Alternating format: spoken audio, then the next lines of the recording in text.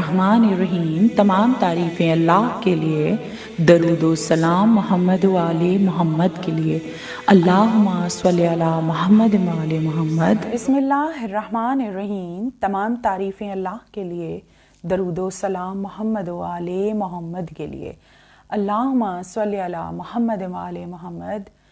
1444 ہجری تفسیر قرآن بحوالہ معصومین علیہ السلام کے تحت 13ویں مجلس بعنوان تفسیر سورہ الرعد آپ سماعت فرما رہے ہیں۔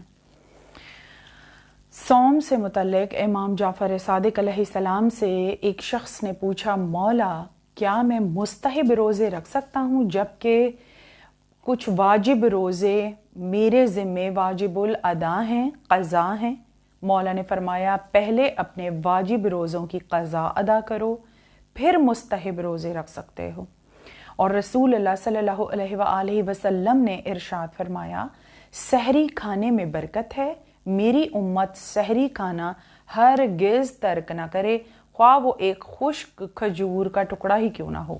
اور پھر امام سے پوچھا کہ مولا سحری کھانے کے متعلق کچھ بتائیے۔ آپ نے فرمایا، ماہ رمضان میں سحری کھانے کی بہت ہی فضیلت ہے، خواہ ایک گھونٹ پانی ہی کیوں نہ پیا جائے، لیکن مستحب روزوں میں کوئی سحری کھانا پسند نہیں کرتا تو بے شک نہ کرے اور اس میں کوئی حرج نہیں۔ اسی طرح کہا کہ کیا روزے دار کے لیے سحری کھانا واجب ہے؟ آپ نے فرمایا، اگر کوئی نہیں کھانا چاہتا تو نہ کھائے، لیکن ماہ رمضان المبارک میں افضل ہے کہ سحری کھائے۔ زیادہ پسندیدہ ہے کہ ماہ رمضان المبارک میں سحری کھانا ترک نہ کرے۔ اور رسول اللہ صلی اللہ علیہ وآلہ وسلم نے فرمایا کہ تم لوگ دن کے روزے میں سحری سے مدد لو اور شب کو عبادت کرنے کے لیے دن میں آرام کر لیا کرو، یعنی دن میں روزہ رکھو، آرام کرو اور اپنے اندر اتنی طاقت جمع کر لو تاکہ ماہ رمضان المبارک کی شب میں عبادت خداوندی ادا کی جا سکے۔ سورہ رعد جو قرآن مجید کا 13واں سورہ ہے، جمع آوری کے لحاظ سے اس کی 43 آیت اور 6 رکوع ہیں۔ اس کی زیادہ تر آیات جو ہیں وہ مدینہ منورہ میں نازل ہوئیں، مگر کچھ آیات مکے میں بھی نازل ہوئیں۔ اور سورہ رعد کی ثواب تلاوت میں امام جعفر صادق علیہ السلام سے منقول ہے، آپ نے فرمایا، جو شخص سورہ رعد کو کثرت سے تلاوت کرے گا تو اس پر آسمانی بجلی نہیں گرے گی، خواہ وہ ناصبی ہی کیوں نہ ہو۔ اگر کوئی مومن اس کی بکثرت تلاوت کرے گا تو وہ بغیر حساب جنت میں داخل ہوگا۔ اس کے خاندان اور بھائیوں کے متعلق حق شفاعت دیا جائے گا، اور یعنی وہ اور لوگوں کو بھی اپنے ساتھ بخشوا سکے گا۔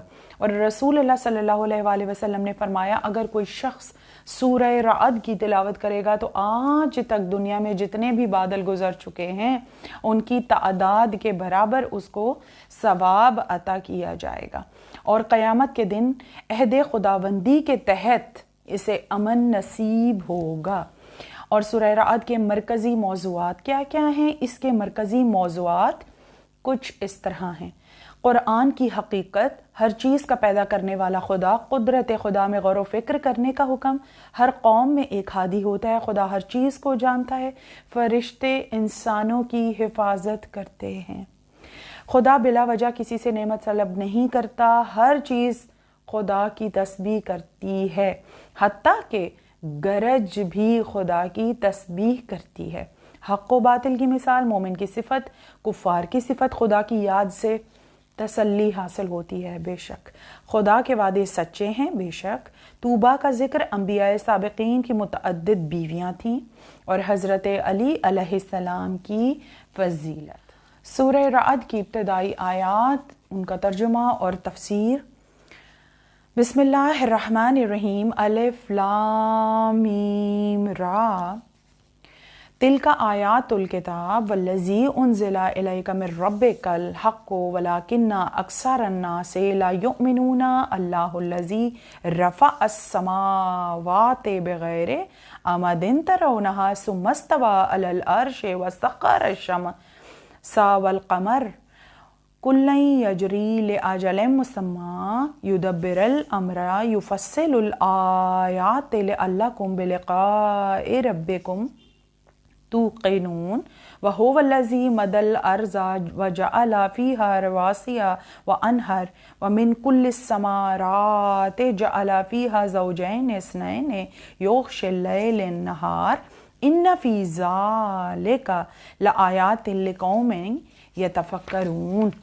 اور اس کا ترجمہ، اللہ کے نام سے جو رحمان اور رحیم ہے، الف لام میم را، یہ آیات کتاب ہیں، تمہارے پروردگار عالم کی طرف سے جو کچھ تم پر نازل کیا گیا ہے وہ عین حق ہے، مگر لوگوں کی اکثریت ایمان نہیں لاتی۔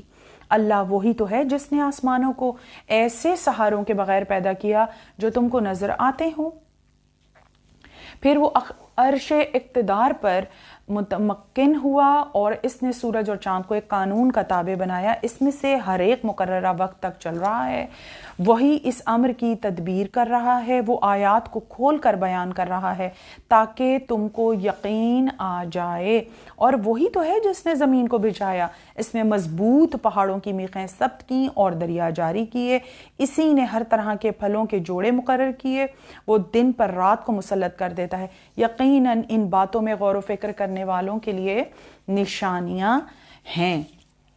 اب اس کی تفسیر میں حروف مقطعات سے متعلق امام جعفر صادق علیہ السلام نے ارشاد فرمایا، الف لام میم را سے مراد ان اللہ المحی الممیت الرزاق، یعنی میں اللہ ہی حیات دینے والا، موت دینے والا اور رزق دینے والا ہوں۔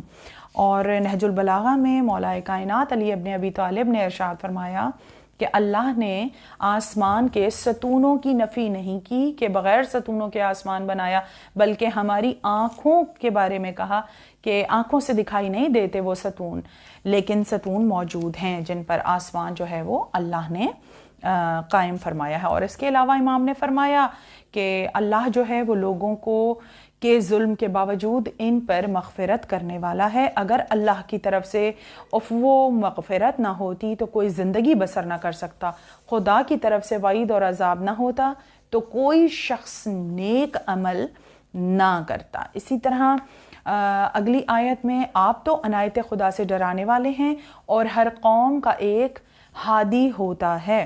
اب اس آیت میں رسول اللہ صلی اللہ علیہ وآلہ وسلم نے ارشاد فرمایا کہ میں عذاب سے ڈرانے والا یعنی منذر ہوں اور علی میرے بعد ہادی ہے۔ اے علی، ہدایت پانے والے تیرے ذریعے سے ہی ہدایت پائیں گے۔ اور مولا کائنات علی ابن ابی طالب کا ایک لقب امیر المؤمنین اس لیے کہا جاتا ہے کیونکہ علم پہنچانے والی ذات جو ہے وہ علی ابن ابی طالب کی ہے۔ اسی طرح آپ نے فرمایا، اگر تم مجھ سے دریافت نہ کرتے تو میں تمہیں کبھی نہ بتاتا، اب تم نے پوچھ لیا ہے تو سن لو کہ یہ جو آیت ہے جس میں رسول اللہ صلی اللہ علیہ وآلہ وسلم منذر اور علی ہادی ہیں۔ اسی طرح اے علی، تم لوگوں کے لیے مینارہ نور، ہدایت کی انتہا اور آبادیوں کے امیر ہو، میں گواہی دیتا ہوں کہ یہ تمام صفات تمہارے اندر موجود ہیں۔ رسول اللہ صلی اللہ علیہ وآلہ وسلم منذر، اور ہر دور میں سے امام نے فرمایا ہمارے ہی خاندان سے ایک نہ ایک ہادی موجود رہے گا، رسول اللہ صلی اللہ علیہ وآلہ وسلم کے راستے کی ہدایت کرتا رہے گا۔ اس سلسلے کے پہلے ہادی علی ہیں اور پھر سلسلہ وار اوصیاء ہیں۔ امام جعفر صادق علیہ السلام نے فرمایا رسول اللہ منذر تھے اور علی ہادی تھے۔ پھر آپ نے فرمایا کہ اے ابو محمد، کیا آج بھی کوئی ہادی ہے؟ مولا کے صحابی نے پوچھا تو آپ نے فرمایا کہ ہمارے ہاں ہادیوں کا سلسلہ چلتا رہے گا اور یہ نورانی سلسلے کی ہم ایک کڑی ہیں۔ اور پھر آپ نے فرمایا خدا تم پر رحم کرے، اگر قرآن کی کسی ایک آیت کسی فرد کے ساتھ مخصوص ہوتی ہے تو انسان فانی ہے، جب انسان مرتا ہے تو اس کے ساتھ آیت بھی مر جاتی ہے، لیکن قرآن زندہ کتاب ہے، اس کا سلسلہ جاری رہے گا۔ اسی طرح ہادیان برحق کا سلسلہ بھی قرآن کے ساتھ جاری و ساری رہے گا۔ اور اس کے بعد آیت ہے کہ خدا کے لیے بلند اور دھیمی آواز برابر ہیں، تم میں سے کوئی آہستہ بات کرے یا زور سے بات کرے، اور کوئی تاریکی میں چھپا ہوا ہو یا دن کی روشنی میں چل رہا ہو، خدا کے لیے سب یکساں ہیں۔ امام نے فرمایا خدا کے نزدیک بلند اور دھیمی آوازیں یکساں ہیں۔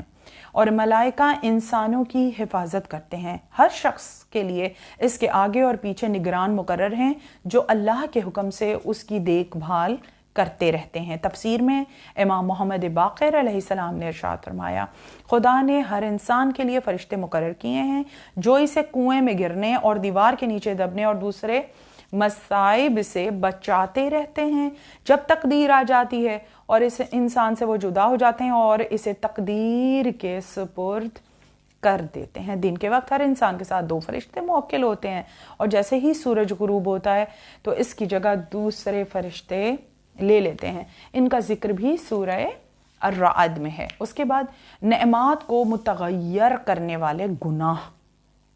اب اس کے بارے میں مولا کائنات علی ابن ابی طالب نے تفسیر میں ارشاد فرمایا خدایا میرے وہ گناہ معاف کر دے جو نعمتوں کو بدل دیتے ہیں. یہ دعا معصوم نے تعلیم فرمائی ہے کہ امام نے فرمایا لوگوں کے خلاف سرکشی اور نیک عادات کا ترک اور احسان جتلانا اور نعمات کی ناشکری ایسے گناہ ہیں جو نعمات کو بدل دیتے ہیں.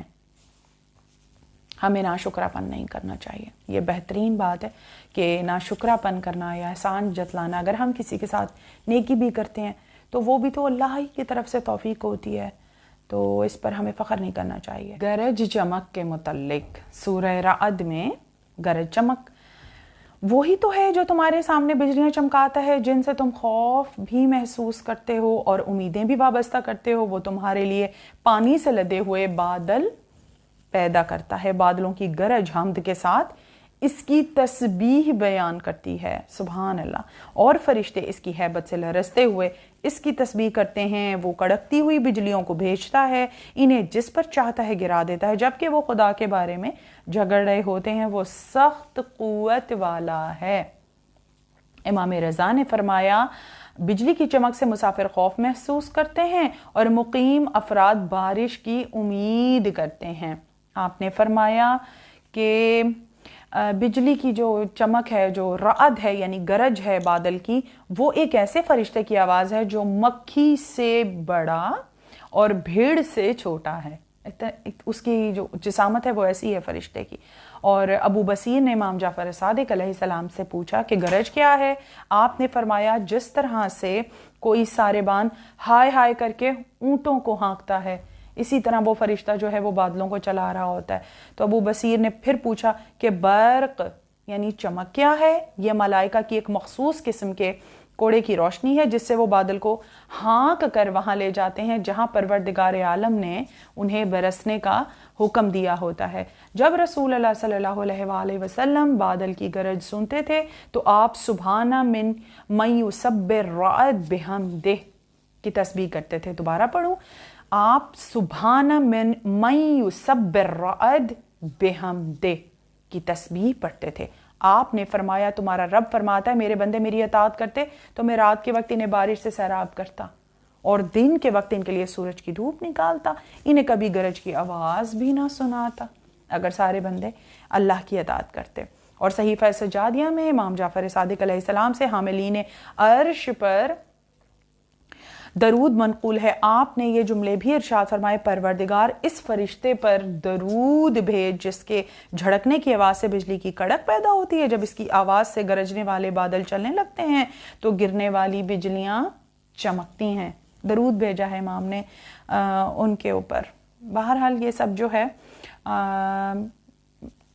بجلی کی گرج اور چمک کے بارے میں ہے. اس کے بعد امام نے فرمایا کہ ذکر کرنے والے پر بجلیاں نہیں گرتی. آپ سے راوی نے پوچھا کہ ذکر کرنے والے سے کیا مراد ہے؟ آپ نے فرمایا جس نے 100 آیات پڑھی ہوں, وہ ذکر کرنے والی زبان ہے, اس پر بجلی نہیں گرتی. مولا نے فرمایا کہ مومن پانی میں ڈوب کر بھی مر سکتا ہے, دیوار کے نیچے آ کر بھی, اور اسے درندے بھی ہلاک کر سکتے ہیں, اس پر بجلی بھی گر سکتی ہے. البتہ جو ذکر الہی کرے اس کے ساتھ ایسا کچھ بھی نہیں ہوتا.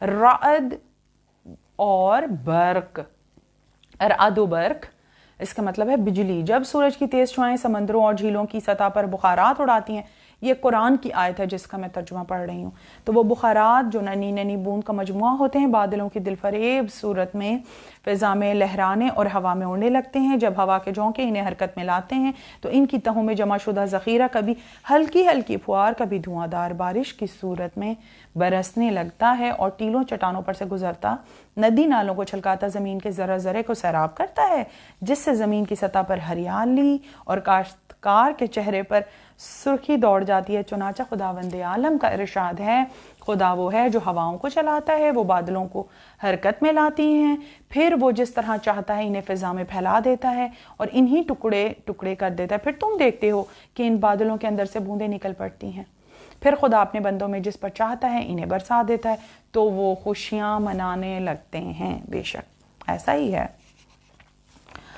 سکون کا باعث ہوتی ہے اہل ایمان کے لیے۔ اللہ کی ہر نشانی جو ہے وہ سکون کا باعث ہوتی ہے، اور کائنات کی ہر چیز اللہ کے سامنے سجدہ ریز ہے۔ بے شک امام جعفر صادق علیہ السلام نے فرمایا، سورج کے طلوع و غروب سے ایک گھڑی قبل قبولیت کا وقت ہے اور ہم اس وقت سجدہ کر رہے ہوتے ہیں فجر کا۔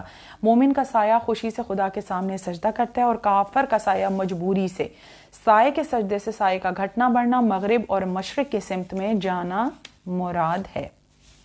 امام نے فرمایا، ملائکہ اہل آسمان میں خوشی سے سجدہ کرتے ہیں اور اہل زمین میں سے خدا کا خوشی سے سجدہ وہ کرتا ہے جو حالت اسلام میں پیدا ہوا ہو۔ جس نے جبراً اسلام قبول کیا مجبور ہو کے خدا کا سجدہ کرتا ہے، اور جو بالکل سجدہ نہیں کرتا اس کا سایہ صبح و شام خدا کا سجدہ کرتا ہے۔ کوئی کرے نہ کرے لیکن اللہ سجدہ کروا رہا ہے، سجدہ ہوتا ہی رہتا ہے اللہ کی عبادت۔ اب ایک بہت ہی اہم آیت، اہل عقل کون ہیں؟ بھلا وہ شخص جو یہ جانتا ہے کہ جو کچھ تمہارے پروردگار عالم کی طرف سے نازل ہوا وہ عین حق ہے، کبھی وہ اس شخص کے برابر ہو سکتا ہے جو بالکل اندھا ہے؟ نصیحت و دانش مند ہی قبول کرتے ہیں اور وہ اللہ کے ساتھ کیا ہوا عہد بھی پورا کرتے ہیں اور میثاق کو نہیں توڑتے۔ اللہ نے جن روابط کو بحال رکھنے کا حکم دیا وہ انہیں برقرار رکھتے ہیں، اپنے رب سے ڈرتے ہیں اور بری طرح حساب لیے جانے سے ڈرتے ہیں۔ یہ وہ لوگ ہیں جو اپنے پروردگار کی خوشنودی کے لیے صبر سے کام لیتے ہیں اپنے معاملات میں، اور نماز قائم کرتے ہیں، ہمارے عطا کردہ رزق میں سے علانیہ اور پوشیدہ خرچ کرتے ہیں، برائی کو بھلائی سے دفع کرتے ہیں، اور آخرت کا گھر ان کے لیے مخصوص ہے، یعنی ایسے باغ جو ان کی قیام گاہ ہوں گے، ان میں داخل ہوں گے، اور ان کے آباء و اجداد ان کی بیویوں اور اولاد میں سے جو بھی صالح ہیں ان کے ساتھ وہاں ہوں گے۔ ملائکہ ہر روز ان کے استقبال کے لیے آئیں گے۔ صبر کرنے والوں تم پر سلام ہو۔ پہلی شرط یہ ہے کہ وہ اللہ سے کیا ہوا عہد پورا کرتے ہیں۔ اس عہد میں روز الست اور میثاق نہ توڑنا دونوں قریب المعنی ہیں، دونوں اس میں کہ نہ وہ اللہ سے کیا ہوا عہد توڑتے ہیں جو روز الست کیا تھا، اور نہ ہی وہ میثاق کو توڑتے ہیں۔ اس کے بعد وہ لوگ ہوتے ہیں صاحبان عقل جو اللہ کے نبی اور امام کے ساتھ حقوق العباد کو بھی ادا کرتے ہیں۔ اس کے بعد صلہ رحمی ہے، وہ لوگ جو صلہ رحم کرتے ہیں۔ احادیث میں رحم والا جو ہے وہ کامیاب ہوگا، جو صبر کر جاتے ہیں اپنے معاملات میں اور دوسرے سامنے والے پر رحم کرتے ہیں اپنے دنیاوی معاملات میں، وہ بھی کامیاب ہیں۔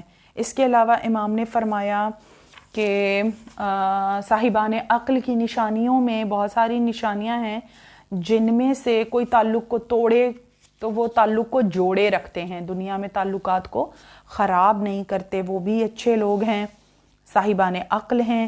امام نے فرمایا جو زکوٰۃ کے علاوہ اور حقوق بھی بندوں کے ادا کرتے ہیں، سخاوت کرتے ہیں، وہ بھی صاحبان عقل ہیں، اور رحم کے ساتھ ساتھ قرابت داروں کے ساتھ اچھے تعلقات بحال رکھنا بھی صاحبان عقل کا شیوا ہے، اور وہ اللہ کے روز حساب سے ڈرتے رہتے ہیں، وہ بھی صاحبان عقل ہیں۔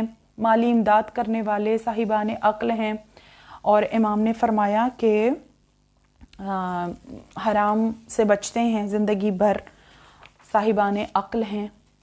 صاحبان عقل کی بہت ساری نشانیاں ہیں جس میں صبر اور استقلال سے کام لیتے ہیں ہر معاملے میں۔ بعض لوگ اس لیے صبر کرتے ہیں کہ لوگ ان سے صبر و استقامت کی تعریف کریں، بعض لوگ اس لیے صبر کرتے ہیں کہ انہیں جز و فض کی وجہ سے ملامت نہ کریں، بعض لوگ لوگوں کے خوف سے صبر کرتے ہیں، اور بعض لوگ اس لیے صبر کرتے ہیں کیونکہ انہیں معلوم ہے کہ لڑائی کرنا فضول ہے، اور بعض لوگ اس لیے صبر کرتے ہیں کہ پروردگار عالم کا حکم ہے، اور صبر پروردگار عالم کے ہاں بہترین عمل ہے۔ اور معصومین علیہ السلام نے فرمایا کہ اگر صاحبان عقل سے کوئی غلطی صادر ہو جاتی ہے تو وہ فوراً توبہ کرتے ہیں اور نیکی کرتے ہیں. اور اہل دانش کے لیے، اہل عقل کے لیے اللہ نے اعلان کیا ہے کہ وہ ہمیشہ جنت کے باغات میں رہیں گے، اور اللہ ان کے آباء و اجداد، ان کی نیک اور صالح بیویاں اور ان کے ساتھ ان کی اولاد بھی جنت میں رہائش پذیر ہوں گے، اور صبح شام جو ہے فرشتے ان پر صبر کرنے کی وجہ سے سلامتی پیش کریں گے. ملائکہ مومن کو مبارکباد دیں گے. بے شک ملائکہ ہر دروازے سے ان کے پاس داخل ہوں گے. صبر کرنے والوں تم پر سلام ہو، آخرت کا گھر کتنا ہی اچھا ہے. خدا کے ذکر سے دلوں کو سکون ملتا ہے، اللہ کی یاد سے دلوں کو اطمینان ملتا ہے. امام نے فرمایا بے سکون دلوں کو اللہ اور محمد مصطفیٰ صلی اللہ علیہ وآلہ وسلم کے نام سے سکون ملتا ہے. نبی اکرم صلی اللہ علیہ وآلہ وسلم کا ذکر اللہ ہے اور آپ خدا کا حجاب ہیں. درخت طوبہ سے متعلق رسول اللہ صلی اللہ علیہ وآلہ وسلم نے فرمایا میں جنت میں گیا تو میں نے کتنا بڑا درخت دیکھا کہ اگر کوئی پرندہ 700 برس تک پرواز کرے تو بھی درخت طوبہ کی مسافت کو طے نہیں کر سکتا. حضرت جبریل علیہ السلام نے ارشاد فرمایا، رسول اللہ نے پوچھا یہ درخت کیسا ہے؟ جبریل نے بتایا کہ یہ درخت طوبہ ہے، اس کی جڑیں جو ہیں وہ علی امیر المؤمنین علیہ السلام کے گھر میں ہیں، اور اس کے درخت کی ہر شاخ جو ہے وہ جنت کے ہر گھر میں موجود ہے، اور ایک پتا اتنا بڑا ہے کہ اس کے نیچے ہزاروں لوگ بیٹھ سکتے ہیں ایک پتے کے نیچے. اور امام نے فرمایا رسول اللہ صلی اللہ علیہ وآلہ وسلم نے اپنی دختر فاطمہ زہرا سلام اللہ علیہا کو بہت زیادہ چوما کرتے تھے، ان کے بوسے لیا کرتے تھے، کیونکہ جب وہ جنت میں داخل ہوئے تو جبریل نے شجرہ طوبہ کے پاس لے گئے. انہوں نے اس کا پھل میرے سامنے پیش کیا، اور وہ پھل ایک سیب کی صورت میں تھا جسے انہوں نے تناول کیا، اور شہزادی کونین ملکہ عالمین کا نور جو ہے وہ آپ صلی اللہ علیہ وآلہ وسلم کے سپرد ہوا. جب آپ اپنی بیٹی کا بوسہ لیتے تو آپ کو درخت طوبہ کی خوشبو آیا کرتی تھی. آپ نے فرمایا کہ جب میں جنت میں داخل ہوا تو میں نے شجرہ طوبہ کو دیکھا جس کی جڑ علی کے گھر میں تھی. جنت کے ہر محل میں اس کی شاخ موجود تھی، اس کے اوپر کے حصے میں سندس کی خلعتیں تھیں. مرد مومن 1,00,000 تھیلے دیے جائیں گے، ہر تھیلے میں 1,00,000 خلتیں ہوں گی، ہر خلت کا رنگ دوسری سے مختلف ہوگا. اہل جنت اس لباس کو پہنیں گے. جنت کے درمیان پھیلا ہوا سایہ ہوگا. جنت کا عرض آسمان و زمین کے عرض کے برابر ہوگا. ایک سوار 200 سال تک اس کے سائے میں چلے گا مگر پھر بھی اس کا سفر ختم نہیں ہوگا، اتنا بڑا ہے یہ درخت طوبہ. اور اسی کو اللہ نے لفظ ذل ممدود پھیلے ہوئے سائے سے تشبیہ دی ہے. اور اس کے علاوہ درخت طوبہ کی نچلی شاخوں پر اہل جنت کے لیے پھل لگے ہوں گے. اہل جنت کے محلات میں اس کی شاخیں ہوں گی. ایک شاخ پر، اس درخت کی ایک شاخ پر سینکڑوں طرح کے پھل لگے ہوں گے، جس میں سے کچھ پھل تم نے دنیا میں دیکھے ہیں اور کچھ پھل تم نے دنیا میں دیکھے بھی نہیں ہیں اور تم ان کے نام بھی نہیں جانتے. ایک شاخ سے پھل توڑا جائے گا تو وہاں پر دوسرا پھل جو ہے وہ فوراً آ جائے گا. اس درخت کے نیچے جنت کی نہر بہہ رہی ہوگی. جنت کی 4 نہریں ہوں گی. ایک نہر وہ ہے جس کا پانی کبھی بد ذائقہ نہ ہوگا. ایک نہر دودھ کی جس کا ذائقہ کبھی خراب نہیں. ایک نہر شراب طہور کی جس سے پینے والوں کے لیے لذت ہی لذت. اور ایک نہر صاف شہد کی ہوگی. اسی طرح امیر المؤمنین علی ابن ابی طالب علیہ السلام نے ارشاد فرمایا اہل دین کی کچھ علامات ہیں جس سے ان کی پہچان ہوتی ہے. پہلی علامت، وہ سچ بولنے والے ہوتے ہیں اور امانت کو ادا کرتے ہیں، عہد کی پابندی، صلہ رحمی اور اپنے سے کمزور پر شفقت کرتے ہیں، اور لوگوں سے بھلائی کا سلوک کرتے ہیں. حسن اخلاق ان کا شیوا، اور وہ با اخلاق ہوتے ہیں، علم کے پیروکار ہوتے ہیں، خدا کی قربت کے متلاشی، اور یقیناً ان کے لیے قربت ہے اور ان کے لیے اچھا انجام ہے انشاءاللہ. جنت میں ایک درخت ہے جس کا نام طوبہ ہے. اس کی جڑ نبی اکرم صلی اللہ علیہ وآلہ وسلم کے گھر میں ہوگی. ہر مومن کے گھر میں اس کی شاخ ہے. مومن کے دل میں جس چیز کے حصول کی خواہش ہوگی شاخ درخت سے اس کی فوراً تکمیل کرے گی. مولا نے فرمایا اور پھر لوگوں اس عظیم نعمت کی طرف رغبت کرو. مومن ہمیشہ اپنے آپ کو مصروف رکھتا ہے. لوگ اس سے راحت محسوس کرتے ہیں. جب رات ہوتی ہے تو وہ اپنے چہرے سمیت پورے وجود کو اللہ کے سامنے جھکا لیتا ہے. سبحان اللہ. اور خدا سے درخواست کرتا ہے کہ وہ اسے آتش دوزخ سے آزادی عطا فرمائے۔ الہی آمین۔ لوگوں اس طرح سے بننے کی کوشش کرو۔ رسول اللہ صلی اللہ علیہ وآلہ وسلم کے پاس ایک بار ام ایمن آئیں تو آپ نے فرمایا کہ اے ام ایمن، اس ذات کی قسم جس نے مجھے حق کے ساتھ بشیر و نذیر بنا کر بھیجا ہے، جب فاطمہ زہرا سلام اللہ علیہا کی ڈولی اٹھی تو اس بارات میں ہزاروں فرشتوں کو لے کر جبرائیل اور میکائیل اور اسرافیل نازل ہوئے۔ انہوں نے جنت میں درخت طوبہ کو حکم دیا تھا کہ وہ فاطمہ زہرا سلام اللہ علیہا کی شادی پر پوشاکیں زمرد یاقوت نچھاور کریں۔ درخت طوبہ نے یہ تمام چیزیں جنت میں نچھاور کی تھیں۔ اہل جنت نے وہ چیزیں اٹھا کر جمع کی۔ اللہ نے شجرہ طوبہ مہر فاطمہ زہرا سلام اللہ علیہا کے طور پہ فاطمہ کو عطا کیا۔ وہ درخت علی کے گھر میں ہے۔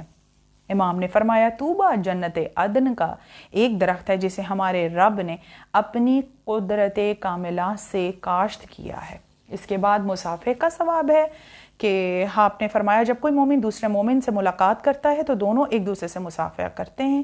اس وقت ان کے گناہ یوں جھڑتے ہیں جیسے موسم خزاں میں درختوں کے پتے جھڑتے ہیں۔ سبحان اللہ، اللہ کا کتنا کرم ہے۔ مصافحہ کرنے پہ، سلام دعا کرنے پہ، ہاتھ میں لانے پر اللہ کتنا اجر و ثواب دیتا ہے۔ پھر جب وہ جدا ہوتے ہیں تو کرامتاً کاتبین ان سے کہتے ہیں خدا تمہیں جزائے خیر عطا کرے، اور ان میں سے کوئی مومن کو گلے لگاتا ہے تو اس وقت منادی ندا کر کے کہتا ہے تم دونوں کے لیے طوبہ ہو اور بہتر انجام ہو۔ طوبہ جنت کا ایک درخت ہے۔ اور پھر جو شخص 3 اہل ایمان کو کھانا کھلائے خدا انہیں 3 مقامات پر کھانا کھلائے گا۔ اسے جنت فردوس کا کھانا کھلائے گا، اسے جنت عدن کا کھانا کھلائے گا، اسے درخت طوبہ کا پھل کھلائے گا۔ یہ وہ درخت ہے جسے جنت عدن میں ہمارے پروردگار عالم نے اپنی قدرت کاملہ سے کاشت کیا ہے۔ برکت قرآن۔ امام نے ارشاد فرمایا کہ آسمانوں اور زمین میں کوئی پوشیدہ چیز ایسی نہیں جو کتاب مبین میں نہ ہو۔ رسول اللہ صلی اللہ علیہ وآلہ وسلم تمام انبیاء سابقین کے وارث تھے۔ آپ نے اپنے سے پہلے والے نبی کے جملہ اوصاف کے وارث تھے۔ خدا نے تمام انبیاء کی نسبت رسول اللہ صلی اللہ علیہ وآلہ وسلم کو زیادہ علم عطا فرمایا۔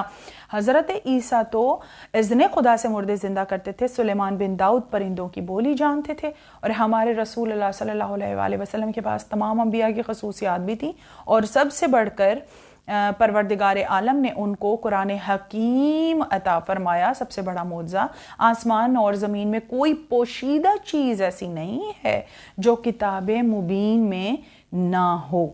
اور امام نے فرمایا کہ جان لو خدا تمہیں اچھائی کی تعلیم عطا کرے۔ اللہ ایک صفت قائم بھی ہے، اس سے مراد وہ وجود نہیں ہے کہ جیسے مادی چیزوں کا وجود جو ہے وہ قائم ہوتا ہے، نہیں، اللہ کی صفت قائم ہونے کا مقصد یہ ہے کہ وہ محافظ اور نگران ہے۔ اللہ نے اپنے متعلق ارشاد فرمایا اللہ ہر شخص کے اعمال کا نگران اور نگہبان ہے۔ ہر نبی بیوی بچوں والا ہوتا ہے۔ سورہ رعد میں آیت ہے اور تم سے پہلے بھی ہم نے بہت سے رسول بھیجے ہیں اور ہم نے ان کے لیے بیویاں اور بچے قرار دیے تھے۔ اس آیت سے مراد امام نے فرمایا کہ رسول اللہ صلی اللہ علیہ وآلہ وسلم کو بھی اللہ نے ازواج اور اولاد عطا کی تھی، اور حضرت کی ذریت ہم ہیں، اور اللہ جو چاہتا ہے مٹا دیتا ہے، جس چیز کو چاہتا ہے قائم رکھتا ہے۔ اصل کتاب اس کے پاس ہے۔ تو معصومین علیہ السلام نے کہا کہ اللہ جو چاہتا ہے قائم رکھتا ہے، جو چاہتا ہے مٹا دیتا ہے، بے شک اللہ کے پاس اختیار ہے۔ اور اس کے تحت ہی امام نے فرمایا کہ جب تک قضا ام الکتاب تک نہیں پہنچتی اس وقت تک دعا سے قضا کو ٹالا جا سکتا ہے، البتہ جب قضا ام الکتاب تک پہنچ جائے تو پھر دعا غیر مؤثر ہو جاتی ہے۔ اور ام الکتاب سے مراد حضرت فاطمہ زہرا سلام اللہ علیہا ہیں۔ اسی لیے آپ کو کہا کہ بی بی جو ہیں وہ شرح قدر ہیں، قضا کو قدر میں بدلنے والی اور قدر کو قضا میں بدلنے کا اختیار فاطمہ زہرا سلام اللہ علیہا کو ہے۔ جب تک آپ تک دعا پہنچ جاتی ہے اور اگر آپ فیصلہ صادر کر دیں تو اس کے آگے کوئی تقدیر کو نہیں بدل سکتا۔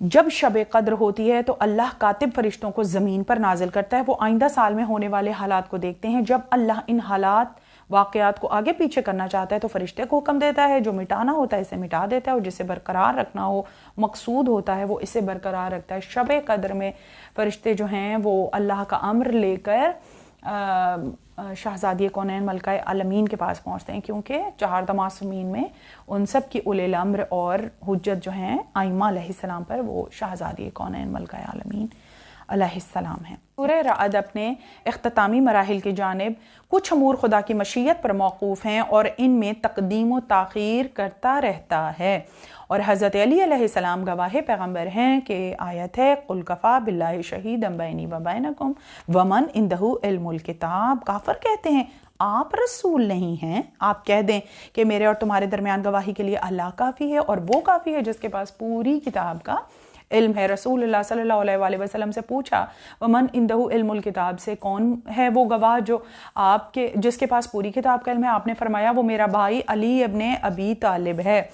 اور مولائے کائنات سے سلیم بن قیس بیان کرتے ہیں میری موجودگی میں ایک شخص نے امیر المومنین علی ابن ابی طالب سے پوچھا آپ مجھے اپنی سب سے بڑی فضیلت سے آگاہ کریں، تو آپ نے فرمایا اللہ نے قرآن حکیم میں فرمایا ہے قُلْ کَفَىٰ بِاللَّهِ شَهِيدًا بَيْنِي وَبَيْنَكُمْ وَمَنْ عِنْدَهُ عِلْمُ الْكِتَابِ۔ اس آیت میں موجود وَمَنْ عِنْدَهُ عِلْمُ الْكِتَابِ کے الفاظ کا اشارہ میری طرف سے ہے، یہ فضیلت میری ہے، یعنی مولائے کائنات نے اپنی فضیلت جو ہے وہ علم سے بیان فرمائی۔ علم امامت کی وسعت یہ ہے، امام سب جانتا ہے، غیب کا علم ہوتا ہے امام کے پاس، جو کچھ انبیاء کے ساتھ ہو چکا، کائنات میں جو کچھ بھی بنا، جو بھی خلق ہوا، جو کچھ ہوگا، جو ہو چکا اور جو کچھ نہیں ہوگا، سب علم جو ہے وہ امام کے پاس ہے، اور امام زمانوں پر حجت ہے، زمانوں پر، کائنات میں جو زمانے ہیں ان سب پر حجت ہے۔ امیر المؤمنین علیہ السلام کے پاس پوری کتاب کا علم تھا، جب سلیمان علیہ السلام کے وزیر کے پاس علم کتاب میں سے اتنا علم تھا جتنا سمندر کے پانی سے مچھر کے پر کے اوپر پانی لگتا ہے۔ آصف برقیہ کے پاس اتنا سا علم تھا، اور مولائے کائنات کے پاس اتنا علم ہے جیسے پورا سمندر۔ اور پھر یہ آیت جو ہے وہ علی ابن ابی طالب کے حق میں نازل ہوئی، اور حضرت علی علیہ السلام وہ ہیں جن کے پاس پہلی اور آخری تمام کتابوں کا علم موجود ہے، یہ نہیں کہ صرف قرآن کا، نہیں، تمام آسمانی کتابوں کا علم ہے۔ اب انہوں نے کہا کہ سنو، سلیمان بن داؤد کے پاس اسم اعظم میں سے ایک حرف تھا، جبکہ امیر المؤمنین علی ابن ابی طالب کے لیے اللہ نے ارشاد فرمایا کہ خدا کی قسم علی کے پاس پوری کتاب کا علم ہے، خدا کی قسم آپ نے سچ فرمایا، راوی نے کہا میں آپ پر قربان جاؤں۔ اور اسی طرح سارے ائمہ علیہ السلام نے اس آیت کے لیے جو حدیث ارشاد فرمائی ہیں اور تفسیر فرمائی ہے اس میں یہی ہے کہ مولائے کائنات کے پاس پوری کتاب کا علم ہے، اور وہ عالم ہیں، کائنات کے سب سے بڑے عالم ہیں، اور مولائے کائنات نے اپنے فضائل میں بھی اسی آیت کو تلاوت فرمایا، اور اس دعا کے ساتھ کہ بار الہ بحق امیر المؤمنین علی ابن ابی طالب جن کے پاس پوری کتاب کا علم ہے، تو ہمارے بھی علم میں اضافہ فرما، ہمارے علم عقل شعور میں اضافہ فرما، اور ہمیں بہترین زندگی گزارنے کی توفیق عطا فرما، ہم تیرے شکر گزار بندے ہوں، اور یہ علم ہم وصول کر رہے ہیں۔ میں تو اس بات پر بہت شکر گزار ہوں کہ مجھے پروردگار عالم نے یہ توفیق عطا فرمائی کہ میں قرآن مجید کی تفسیر کو آپ سب کے سامنے پیش کری ہوں، اور آپ سب ماشاءاللہ مجھے پیغامات کے ذریعے جو ہے میری حوصلہ افزائی کر رہے ہیں، اور ماشاءاللہ 13ویں مجلس ہم سب نے جو ہے وہ علم حاصل کیا۔ پروردگار عالم ہمارے علم میں اضافہ فرمائے، آمین یا رب العالمین۔ اللہم صلی علی محمد و آل محمد۔